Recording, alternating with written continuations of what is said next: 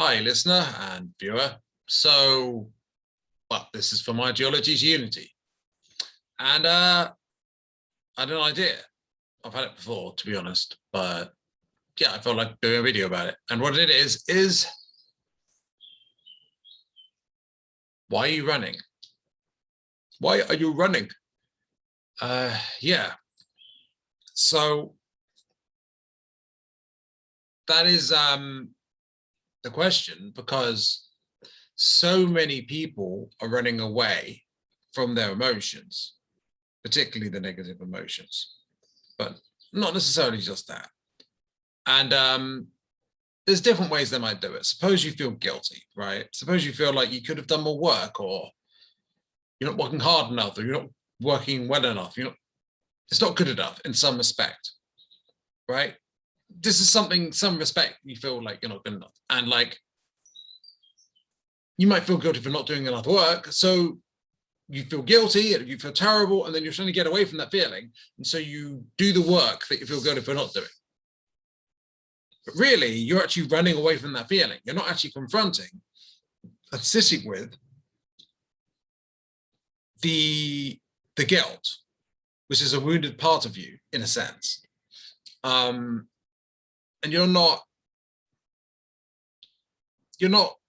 showing love and acceptance to your inner child, or the wounded part of you that's manifesting these negative emotions. You're not necessarily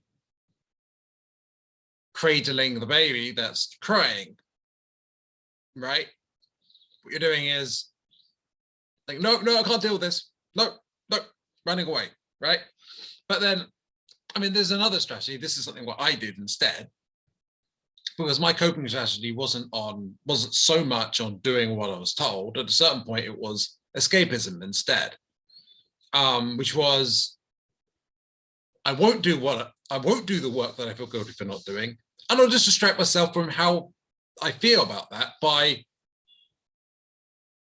playing more games or watching more videos or whatever, right? More distractions, right? Now, typically, the more socially acceptable way to do it is just to do the work that you feel good for not doing, while beating yourself up for not doing even more or something.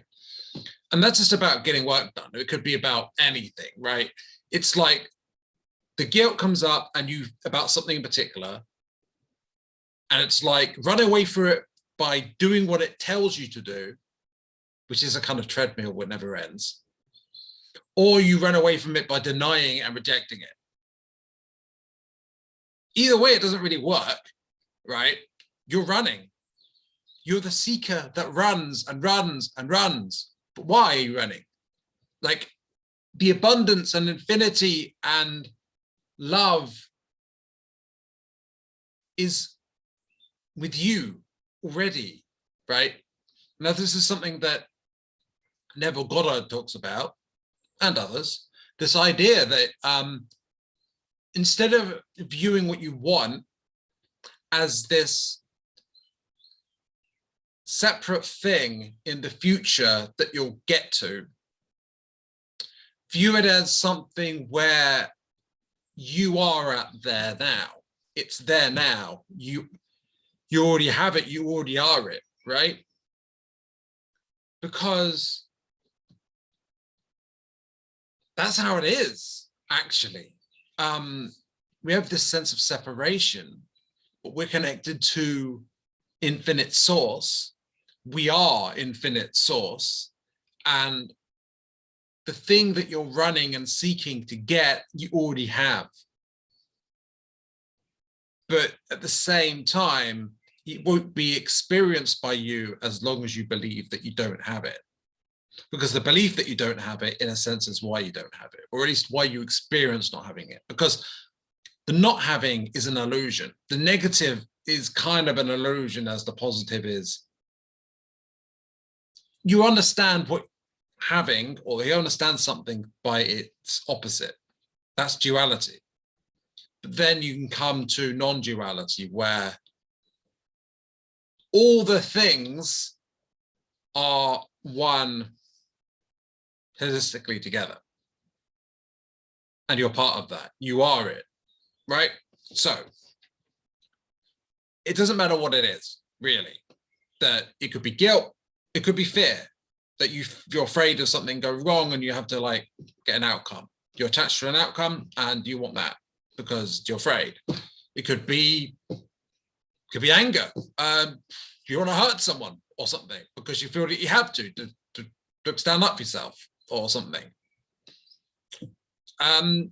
Yeah, either way, you are a seeker who are seeking something that you don't have, that you want, that is an outcome that you're attached to, and you're running to try to get there. Or maybe not. If not, then you're good, I guess. But unless you're like completely present all the time, then this applies to you to some degree, right? Because like, that's what the ego does. It runs. It runs and runs and runs, seeking what it doesn't have, except that it does have it. It just believes it doesn't have it. So yeah, it's exhausting and it never really ends. And which should be a hint, by the way, because that is infinity.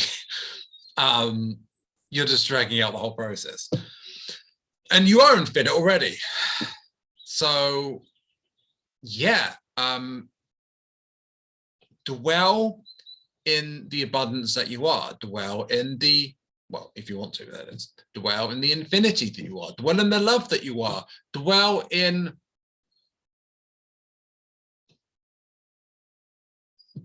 whatever you desire, you already have it. Dwell in that. Because you attract what you are, or at least what you embody. And if you're embodying, if what you're embodying is lack, you're going to get more of that. If you identify as a beggar, you'll continue to be a beggar. If you identify as a king, I guess you'll be a king. If that makes sense. These are identities, but yeah. What you attract what you believe you are, or at least what you know you are. But you attract, you see what I'm saying. That's the law of attraction for you. The law of attraction isn't, oh, I want this thing so bad. I want it, I want it, I want it, I want it. Because then it's like, you don't have it, so you don't get it. Right. But the law of attraction isn't something, okay, you embody it. You don't be like, oh, I haven't got it. I want this thing that I don't have so much, because then you don't get it. Hopefully I've made that clear. I could just go on. You know what I'm like. I could go on for like an hour about something that I basically sum up in like the first 5 minutes. I've done that before, haven't I? Well, some of you seem to like that anyway. But yeah, some crazy energies going on right now. There's stuff going on for the sun. The sun is being like, did I just do that? Whatever. Okay, all right. Have a great day. Bye for now.